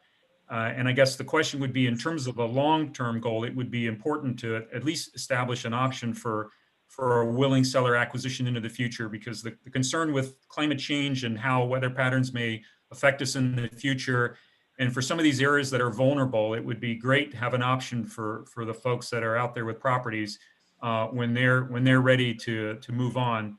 And that will also help complement future restoration goals for the area. So, and I guess one question with respect to the way we're looking at this modeling, how do you deal with the base condition compared to future changes in the natural system? The fact that weather patterns are changing and we might have, you know, wetter years and much more wetter years than we've ever had. How do you deal with that when you're thinking about trying to build flood mitigation into the project? I will turn that to you, Akin, as you've been doing our flood protection level of service for a while. Yes. So thank you. I would take that. I knew I was going to, and Yeah. I was just thinking to make sure I gave Lee the best response I could. So for the current analysis, we're simulating conditions using existing conditions. We're not in any of these runs that we've shown today introducing climate change or changing in weather or rainfall or anything. And for this location, we feel for the purpose of comparing the alternatives and demonstrating how the system might respond from the point of view of flood protection, we think that's sufficient. Now, if it rains more and it's of higher intensity relative to the base, you'll still see the same shift. These features will help you to manage the resulting flooding better, even into the future. But we're not trying to answer the question whether how frequently it will flood in the future, because we're just looking at how it would perform relative to not having these features in place. Now, there are other efforts that we're doing outside of this realm that Drew kind of alluded to. We have a flood protection level of service program that is looking more at those type of questions, how sea level rise and the resulting tailwater conditions of our coastal structures affecting our ability to provide flood protection or a level of service within the county. And we're actually working in Miami-Dade now with one study underway and another scheduled to start this fiscal year within the next few months. But for the analysis that we reported on today, we used existing conditions. We used 2 years, I think, wet conditions to look at how the system would react under wet flood conditions, and just compared the performance of the different potential solutions. The other thing I would add, Lee, is so we just awarded a contract to USGS to start looking and helping us model for the South Florida Water Management District future rainfall patterns in light of changing climate conditions. So we are trying to get better information to plug into our future looking models with respect to rainfall patterns. Thank you. That's helpful. And I guess part of the point I wanted to make is that, you know, with a changing future, despite all the efforts that you're putting into in order to mitigate for the SERP and the restoration projects, I guess this area is likely to be more vulnerable into the future, regardless of Everglades restoration. And so that's part of the argument for making sure that a longer term goal should still consider willing seller buyout options. That way, people that are in these vulnerable areas, you know, have an ability to sort of migrate out of there as conditions become untenable for them. So just suggesting that for longer term. No, that's a good point. And I do believe we are engaged with your staff on that type of program as well, as Durham seems to have a little bit of interest in that as well. Sure. Thank you. Great work on this. Thanks, Lee. I understand Todd Polk is back with us and ready. Yes, sorry, can you hear me okay? Yes, we can. Hi. Hey, firstly, thank you, Director Bartlett. I appreciate bringing up the topic to host on RAC. This is obviously very important. You know, and Akeem and Steve, I would just also say, hey, thanks for such great presentations. Extremely informative, comprehensive as always, and fantastic. I just want to voice, you know, the Corps' utmost support to you in the district to support the solutions and structural options moving forward for the flood protection of the 8.5 square mile area. And of course, with the ancillary benefits to restoration and continuing our incremental progress towards the common restoration goals of SERP, and especially everything we're doing in the Southern Everglades, and will ultimately help us maximize the SEP features as they continue to come online. You know, from an engineering perspective, you know, I know we look forward to further detailed collaboration and are ready to receive more modeling and geotechnical data, as well as the structural feature design and technical information. And I think that's where I know our staffs are talking, and we'll continue to do that, and that's great. Additionally, when we think of the looking at the other portion for us is the regulatory side. I think as of today, we're actually kicking off some regulatory consultations between our staffs, and I think you're going to move forward, and we're excited about this. So just want to make sure everyone could understand that and voice that publicly, sir. That's all. Thanks. All right, next is Jeff Mullins. Hi, Drew. How are you? Thank you very much. Appreciate what you do and the district staff has done for this very good information and presentation today. And let me also extend appreciation to the governing board for really making this a priority to examine. Certainly a topic that's critical to both the near term and the long term priority of Everglades restoration. And really, that's the ability to flow water south through the park and down to the bay. So, you know, from our perspective, we have the ability to do more of that now. We have the infrastructure online now, and I'm speaking namely of the S333 structures. We spent a ton of money on those, and we're currently really not getting the benefit of those right now. So appreciate the analysis here today as the issue of the 8.5 square mile area is addressed. We would throw our weight certainly behind a tailored solution that, you know, can be pursued, that is expeditious, it's economical, flexible, and really quite simply, you know, answers that question: what is the cheapest, fastest way to be able to get the water flowing? And so from what I've heard from the great information, presentations, and comparisons today, constructing this curtain wall that is targeted to the most flood prone area in the near term, and I guess you're calling it the limited curtain wall or the short wall option, seems to be a very appealing option, relatively inexpensive, and from what you guys point out, actually improves efficiency of existing infrastructure on the ground, and as the data shows, actually is very effective at mitigating that flood risk. So strongly encourage the district to move forward with this option.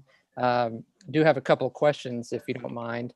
Sure. On your screen here, under the land acquisition column, the assessed value there, what is that based on? Is that everything west of the current canal, or what area specifically is that 21.4 million assessed value? That was the area highlighted in blue on the map. Okay. I'll So go back it's- to that and refer. It's the very western edge. It doesn't go all the way to the canal, but basically that part that was encircled by the proposed seepage wall. So just right in that section there.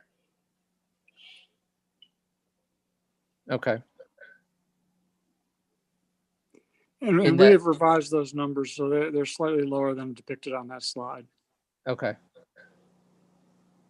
Okay, thank you for that clarification. I may have some other follow-up with you offline on that, but thank you. Next questions, last question for now. Thinking again about the, really being able to turn on S333 structures, what do you foresee kind of the process of removal of the S333 restrictions, and how the Corps' involvement in the operational rules process fits into the equation? So are you talking post-COP, post-combined operating plan, or currently? Well, as one of these solutions were to come online, Right. to then allow that water to flow. Yeah. Okay, so right now there's that well that Akeem kept referring to, the LPG2 or something well. It's right on the inside of the levee, and the Corps looks at that well and then makes decisions on whether to allow water to go through the 333.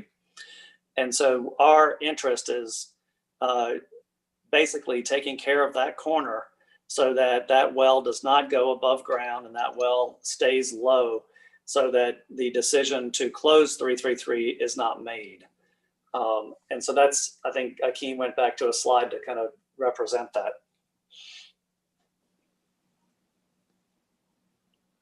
Akeem? Great, thank you. If you can go back further to show the LPG2 relative to the entire area, but the response that Drew gave, that's exactly it.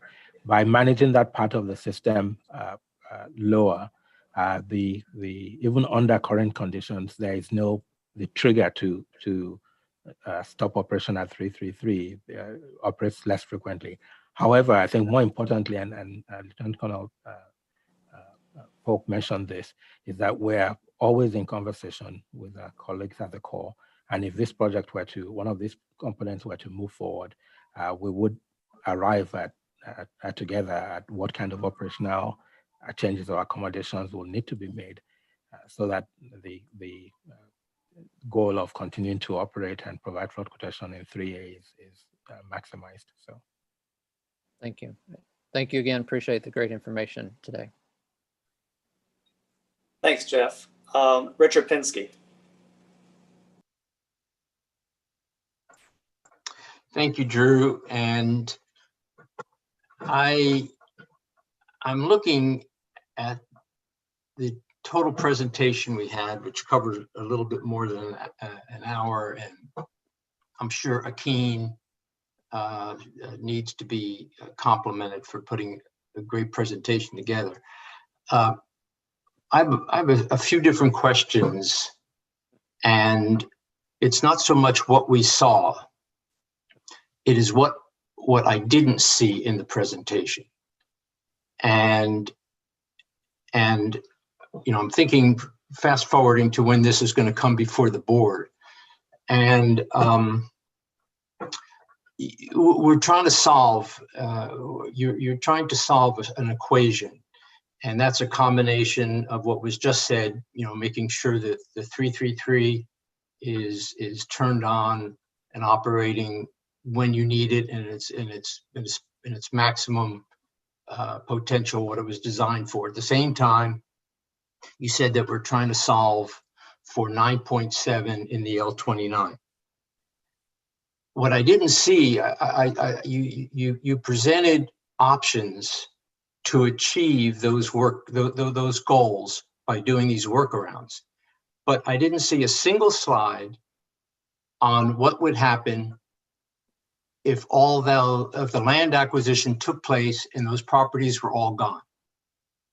Is that a faster, long-term, much better, ideal situation that once and for all, it's taken care of.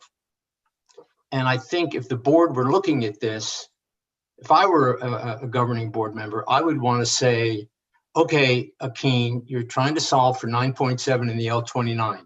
Show me a comparison. I trust everything that we saw is accurate, even how deep we have to dig once you do that, the seepage wall. I don't doubt any of this hydrology and this technology that was presented as being a viable alternative, but an alternative to what? And that's what I didn't see, which was the slide that said, you know what, if none of these properties were there, this is what the hydrology would look like, and here's the problems that it would solve. So I think before you take this to the board, Drew, just my suggestion that there is a hydrology comparison and the ultimate goal achievement comparison between the properties being eliminated versus if you can't get rid of the properties, this is what it would look like. Yeah. My next comment is about the properties. And Stephen, I believe, I saw the slide that he had that said there were 112 properties, 12 homeowners and 119 properties in that westernmost portion. Then at the end, you had the comparison slide that showed that you mentioned 140 properties, and then there was some discussion over just where those are. So I think that needs to be clarified as well, which is exactly how many homesteads there are versus properties and exactly what we're talking about. And that what I also did not hear was eminent domain option. And while there's a willing seller program, I didn't hear anything about this is another alternative, which is obviously there's a national interest, a state interest, and of course the South Florida, Miami-Dade interest. But here's what it would be if they weren't willing sellers and we had to go through an eminent domain process, which I think also would be helpful to the board if they were to hear those comparisons and additions as well. And my next comment on Miami-Dade County, I was glad to hear Lee Hefty speak, and he actually spoke to a couple of my comments. At the end here, Drew, the term flood protection was loosely used, and I think Akeen mentioned it as well. We talked about flood mitigation and then flood protection. There's a fine line between flood mitigation and flood protection. And when you're talking about those properties in that area, it's in the eye of the beholder. And if a seepage wall were to be considered, and I'm thinking now from a legal standpoint, as flood protection, those homeowners in there now, it's like when you build a road in the middle of nowhere. Guess what? Homes all of a sudden spring up, and so before we go down the road of building a seepage wall, whether you're going to call it mitigation, some people may think it's flood protection, what that's going to do to development. I think that's what Lee was trying to speak to in his remarks. I don't want to put word in his mouth, but certainly the less flooding there is and the less, the greater chance it's going to have in the 8.5 mile area for growth to occur. And that just tells me we're going in the wrong direction, particularly when we're talking about the future. So 30 years ago, there was an opportunity to get this right, perhaps. And then at some point we said, okay, well, let's put the L37 seepage in there. And then we thought that was going to be a solution. And I can just imagine after we're all long gone, 20, 30 years from now, they're going to be saying, you know what, the seepage wall, we put that in, but now we're going to have to do, I mean, we keep going through the workarounds is what it seems to me, whereas what is the long-term solution once and for all? And I just come to the conclusion that you're going to have to buy these folks out or eminent domain it. And that leads me to my last point, and that is, what is the Army Corps? And I know that Adam spoke earlier and Lieutenant Polk, but you know, they designed the 333. And I don't know how much it cost, but somebody had to know the 8.5 mile area was going to be in the way and that we were just going to be relying on the measurements of the LPG2. I mean, should we have put it 500 yards further west and then we wouldn't be in this situation? In other words, what is the price tags that we have in the screen before us? What's the responsibility of the Army Corps that, let's say it is $100 million to buy everybody out? Do they have an obligation? And so anyway, those are my comments. And for what I saw, it was fantastic. But again, I felt as though if this was going to be going to an actual decision maker, I would want to see better comparisons. Okay, thanks, Richard. And we have those. So I appreciate that feedback. So that's very helpful. All right, Grant Lantham.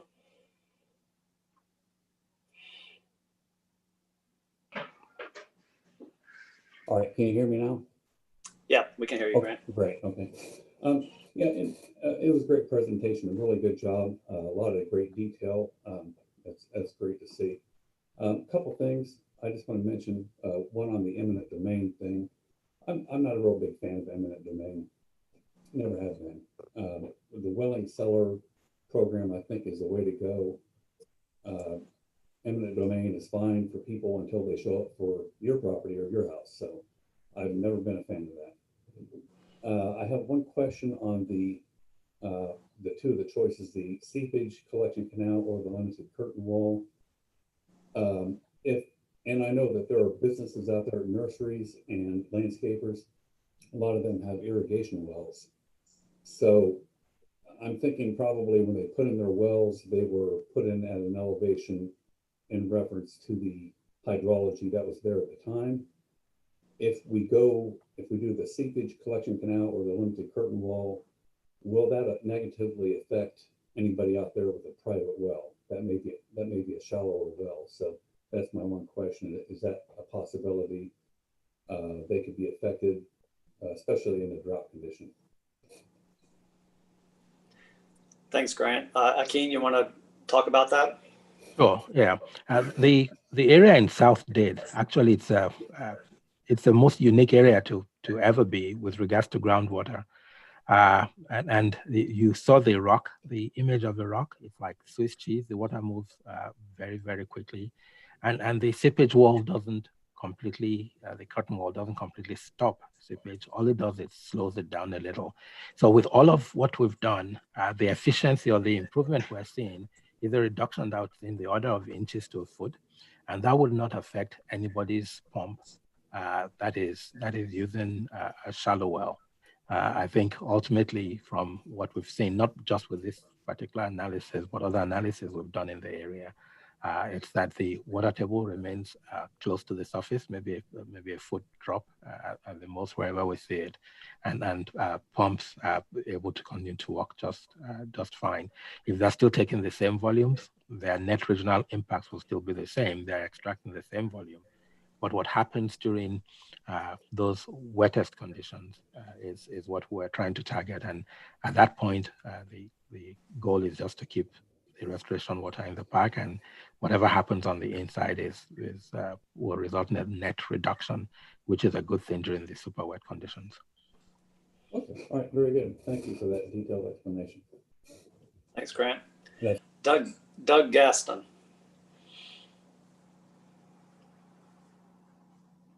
Good morning, Drew and Akin, Stephen. Thanks so much for a really informative and thoughtful presentation. Just great information. I don't have a lot of background on the 8.5 square mile area. Some of the folks do, but this has been very helpful to understand what the issues are. And it looks like, you know, you have some doable and practical solutions on the table here. I have a comment and a question. And the comment goes to what Richard was saying a few comments ago. And I do think it's helpful to have all of the alternatives out on the table, given the history of this, some of the challenges, and to think about it in terms of, you know, a short-term solution and what are the longer-term implications and potential solutions so that the problem doesn't keep recurring. So having that information, I think, out there would be helpful. The question is, on the slide that's on the screen now, both the canal and the curtain wall panels say at the bottom does not include land costs. And given that you would need a lot less land, I wondered, have you given any additional thought to what those costs might be, what those land needs are, and any acquisition challenges that might increase the cost or extend the time frame for doing either of these projects? And I guess one other thing to ask is, in thinking that through, are there existing utility easements that might make some of those choices and issues easier to deal with? Thanks.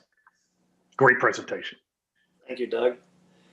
Yeah, Keen, I was wondering that too. I was under the impression there were not land needs for the engineering solutions, but do you have anything to add there? No, actually, if you notice on one of the earlier slides, I mentioned that we already had an easement that was 50 to 80 feet wide. And for these two options, the reasons why they came to the top, enough for us to actually talk about them today, was because we felt that we would not have any additional land needs. And so we're just being complete here. If something were to come up and it's part of the design or part of the construction requirements, we needed to do something, we wanted to be sure that that wasn't part of the cost. But that 50 to 80 foot easement is sufficient for the installation of the curtain wall. The recent examples we have, I think, if they have 30 to 50 feet, they have more than enough space to place equipment and do what work that needs to be done. And other than some very tight corners in places where you see bends in the canal, again, the 50 to 80 foot easement that we had available to us was sufficient, and we should not run into a land cost, but we're just being upfront that there was no land cost associated with those two options.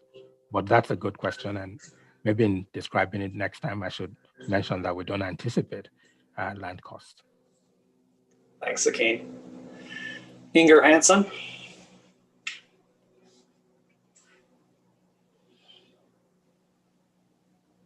This is Inger Hansen with DP. Can you hear me okay? Sure can. Great. Well, first of all, I want to commend the Water Management District and the board on making this a priority, especially with this past wet season with the high water levels in the water conservation areas and not being able to flow water into Northeast Shark River Slough. It's been frustrating, and especially that we have both 333 North and S333 sitting there and ready to deliver water, but we can't use them. And I had the pleasure of going out on the final inspection of the S33 North structure last week, and we intend to issue a permit for that, which expands the operation a little bit. So I hope we get to use these structures, and I'm really encouraged that you have taken on this challenge. I think just looking at the presentation and what was provided, it seems like a limited curtain wall is the option that is cost effective. It provides good benefits. And I think it ties well in with the future too, just looking at future restoration. I think it's important to look at things, both what we need today and what's coming tomorrow.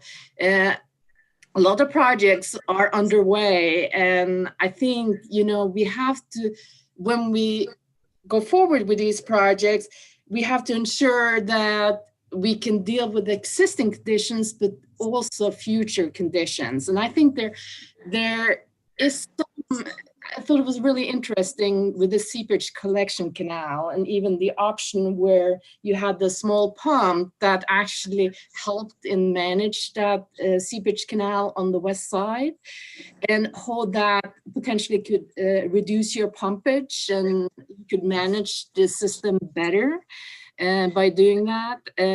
I think moving forward with the limited curtain wall makes very much sense today, but I think you also should think about the future. So when you construct your curtain wall, make sure there is space for a seepage collection canal, and perhaps also look at the operational aspect of it and how you could save yourself cost if you had more flexibility in the system.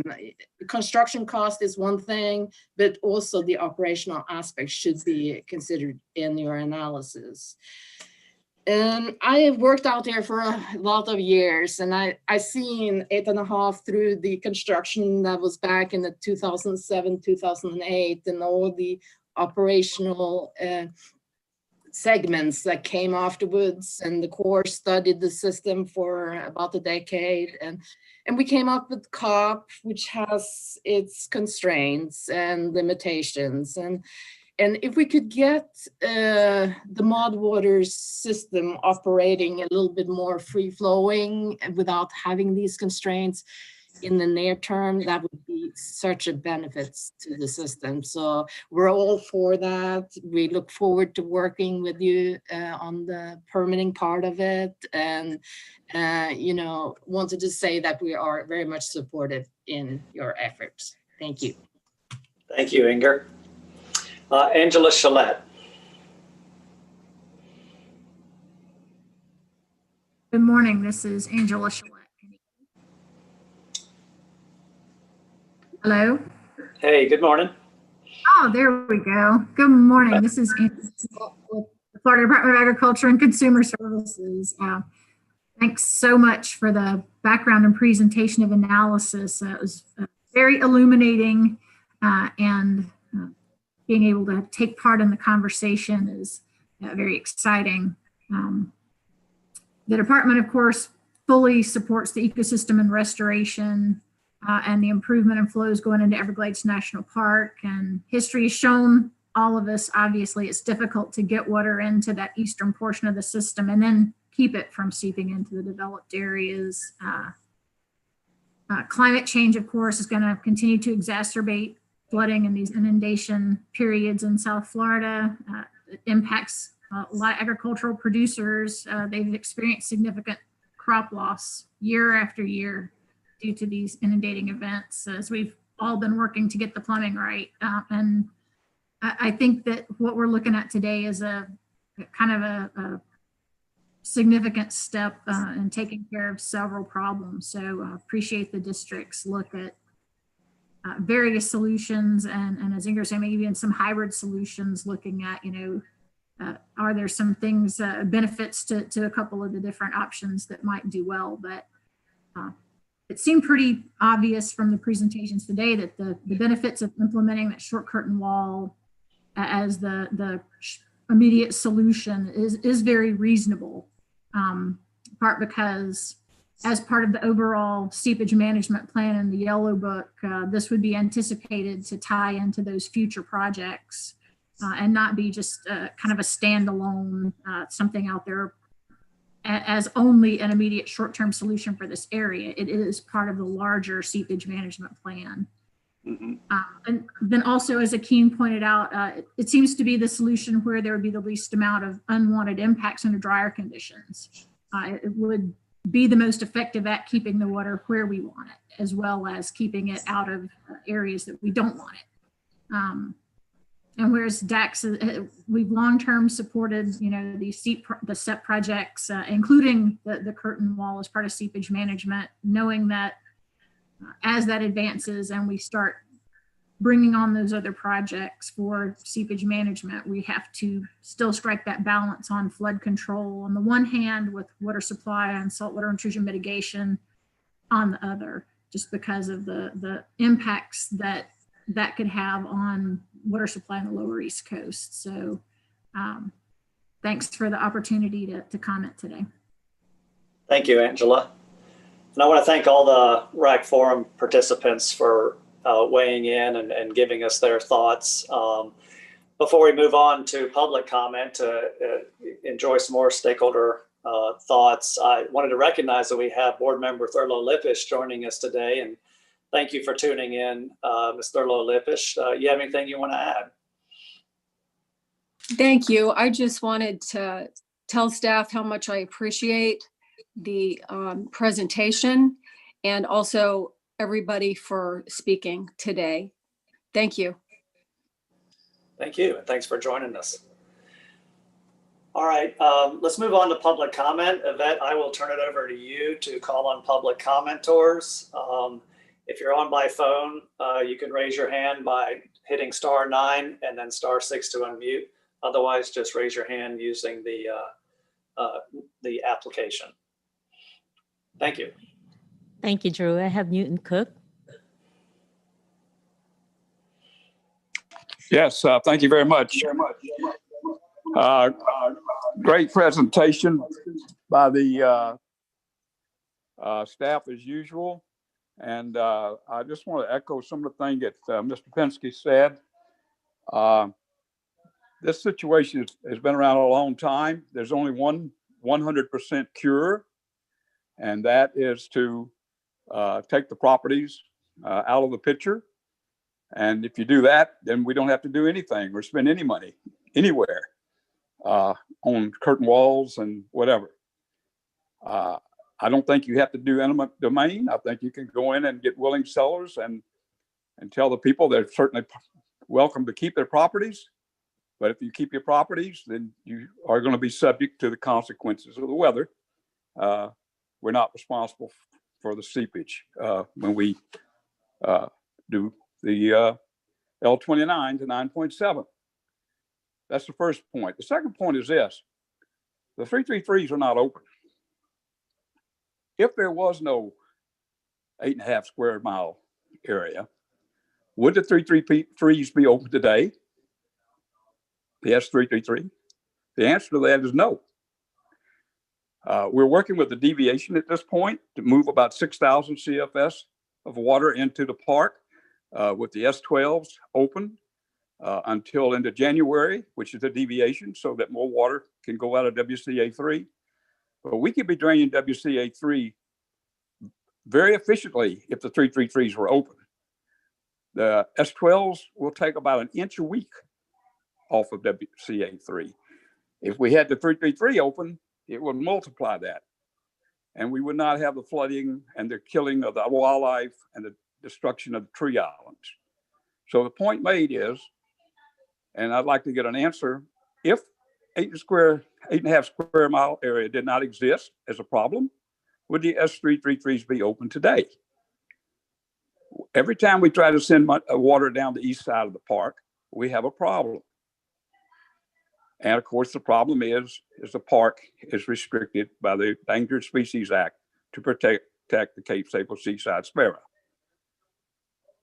Thank you very much. Thank you. Next is Nyla Pipes.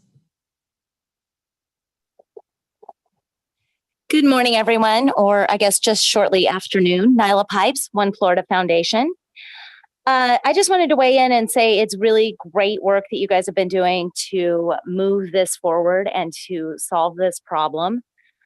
We must be able to use our infrastructure that we have invested in. And if we can't use the 333s because of this flooding that occurs, what did we invest all that time, money, and energy into as taxpayers, as people working on Everglades restoration, et cetera? So it's incredibly important that we solve this problem.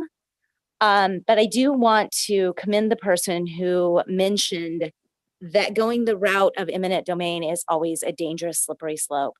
It is, sounds great on paper until they start coming after your land. And it's one of those things in this country it should very much be used judiciously and very carefully. And I'm afraid if you keep watching that in every conversation we have where we have a problem, you're just always going to have people on edge and people not working together as effectively as they should be. And I don't think eminent domain is going to be required here. I think that engineering is probably the only way forward. Why wouldn't we engineer around the 8.5 square mile area? We're engineering all around all kinds of other areas where water used to sit in the Everglades. So just be careful throwing around those words, because that's how lawsuits happen, and lawsuits slow us down. Thank you. Thank you. Next is Mike Elfenbein. Good morning, Yvette. Happy Friday Eve. Hello, everybody. Drew, staff. What great presentations today. A lot to digest, but certainly a lot of information. And I guess being towards the end of this conversation, I have to echo what everyone said about getting the 333 open. We have this big giant structure there that spent a lot of money and took a lot of effort and advocacy, and here we can't use it. And if what Newton is saying is true, that we wouldn't be able to use it even if we didn't have the 8.5 square mile area, well, that's a scarier thought still. And a little bit more concerning is the fact is that we're working towards a short-term fix for 8.5 feet in the L29. That could take years, right? And a permanent fix, we're talking decades. So those are some of the concerns I have with that. But more importantly, is the fact that, let me make sure I don't misspeak on this and I have the right letter to speak of, but subpopulation F of the Cape Sable seaside sparrow is immediately adjacent to the land in question. And subpopulation C of the seaside sparrow is just below that population and would probably be adversely affected by all the work that's being considered here. But in all the years of these conversations, subpopulation A was always the reason we couldn't send water out the only 4 structures that are moving 6,000 CFS of water out of Conservation Area 3A. And here we're talking about projects that look to put additional water on top of the remaining subpopulations of the Cape Sable seaside sparrow. And those loudest voices that opposed any kind of deviations to flood subpopulation A have completely and totally missed any opportunity to discuss this or bring it into consideration. I didn't see any overlay maps that showed subpopulations as the overlay on the water conditions that are going to change. And I don't see anybody mentioning any discussion about what a lawsuit might appear as a result of these changes and how they affect critical wildlife habitat for these species. So I'd like to hear you guys address that before we're done today. Otherwise, keep up the good work. Thanks for working through all these hard issues. I appreciate it. Okay, thank you. Next is Daniel Watson.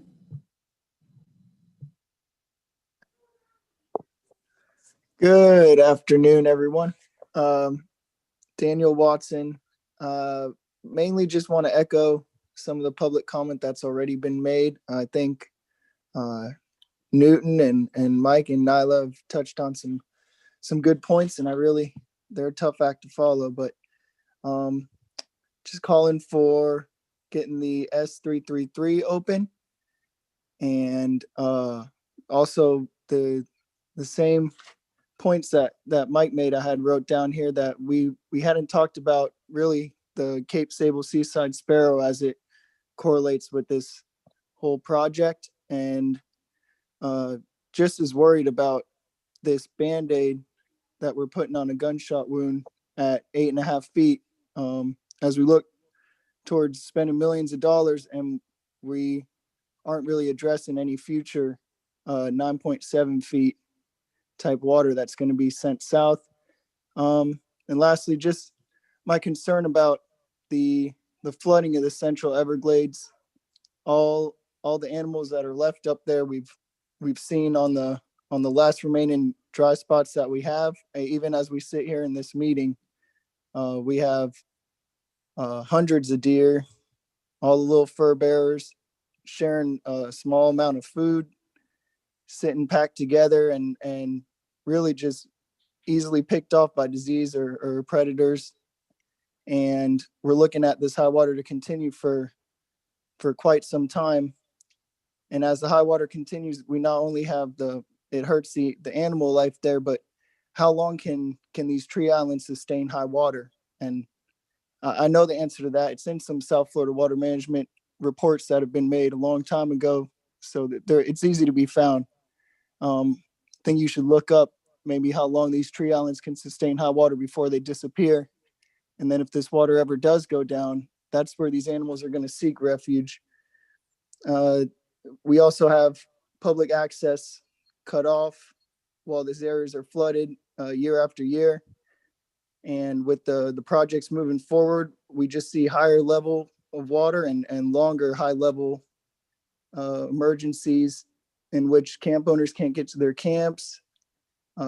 Recreational activities are shut down, and really the animals are paying the price as well as the plants while we decide how to get this water moving. And there's a lot of roadblocks, mainly right now, I guess the 8.5 mile that we're working on in the Cape Sable Seaside Sparrow. Thank you. Thank you. Next is Mr. Michael Collins.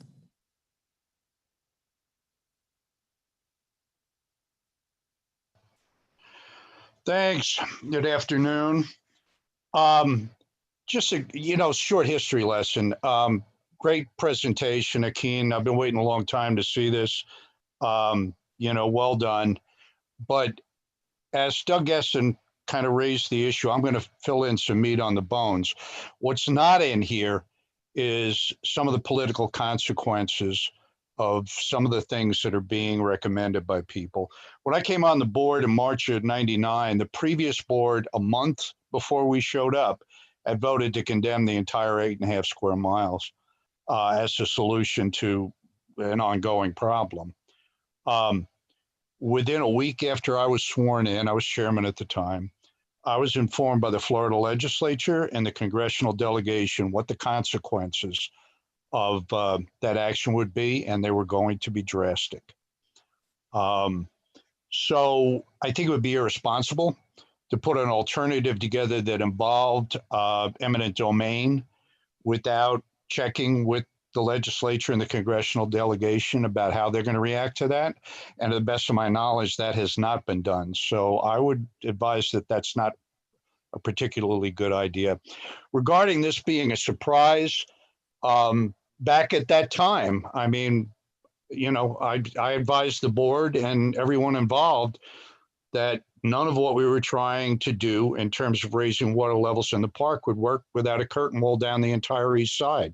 We put an engineered proposal on the table that was peer reviewed in 1999 that came to that conclusion. So I still believe that's the answer because nobody's shown me conclusively that it's not. And, allowing for a variety of opinions on this. And certainly there's never been any shortage of opinions. What I just looked at in the presentation showed an alternative that was faster, that was cheaper, that did a better job keeping water in Everglades National Park than the other alternatives, and did not increase flooding in the 8.5. Regarding the idea that, the district's supposed to get involved in, growth management, there were a variety of inputs from the legislature already that said, keep your hands off that one. So I am strongly supporting the curtain wall. I believe it could be integrated with a curtain wall that goes further south and will get us the fastest, best results to get more water into the park and into the bay. So thanks for the time, guys. Thank you, Drew. I have no additional hands raised. Thank you, Yvette. Thank you, forum participants and public, for participating in this. Like I said, we will also take this to the governing board next Thursday for a discussion. I did get some great input today from everybody about how we might be able to improve that presentation and improve that discussion and bring more information to the table. So we will look at doing that for next Thursday. With that, I'm going to wrap up this RAC meeting. Thank you, everyone, for participating, and everyone enjoy your lunch.